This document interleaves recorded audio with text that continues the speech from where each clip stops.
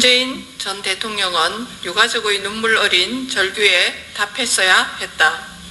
문재인 전 대통령이 오늘 입장문을 통해 서해 공무원 피격 사건이 당시 정보를 종합해 내린 정책적 판단이었으며 정권이 바뀌자 이를 문제 삼는 것은 안보에 헌신해온 공직자들의 자부심을 짓밟고 국가 안보 체계를 무력화하는 처사라고 비판했습니다. 무엇보다 문재인 전 대통령은 유가족의 눈물 어린 절규에 답했어야 했습니다. 직접 챙기겠다고 했던 피격 공무원 아들과의 약속을 지키지 못한 것에 관한 사과가 먼저 있어야 했습니다. 우리 국민이 북한에 의해 살해되고 시신이 불태워지는 동안 대한민국 대통령은 어디에서 무엇을 했는지, 왜 살릴 수 없었는지 국민들에게 진실을 말했어야 했습니다. 서해 공무원 피격 사건과 이에 조작, 은폐 시도는 우리 국민의 생명을 잃고 유가족의 명예마저 짓밟은 참사입니다.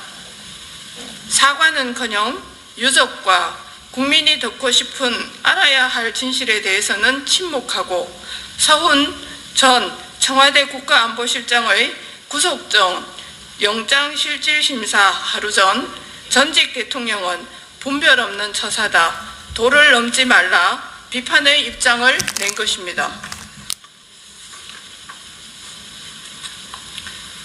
우리나라의 공무원이 서해에서 무도한 북한 정권에 의해 살해당하고 소해당했음에도 이를 월북으로 조작하고 북한 정권 눈치 살피기나 했다는 사실은 우리 국민의 자존심을 짓밟고 국가 안보 체계를 형해화하는 행위입니다.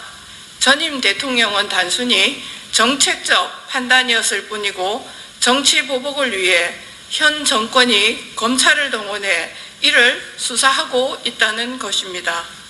검찰이 현재 문제 삼고 있는 부분은 당시 정권의 핵심부에 있었던 인사들이 고 이대준 씨가 월북을 했다는 확실한 증거와 정보가 없었음에도 불구하고 당시 정권이 공을 들여왔던 대북 굴종 평화쇼를 위해 정보를 조작, 왜곡, 삭제 지시를 했는가 하는 점입니다.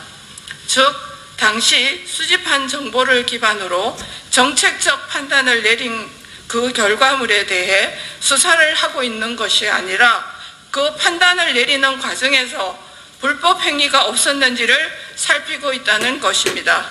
난데없이 월북이 아니라는 증거를 내놓으라는 것은 논리적으로 잘못된 것입니다.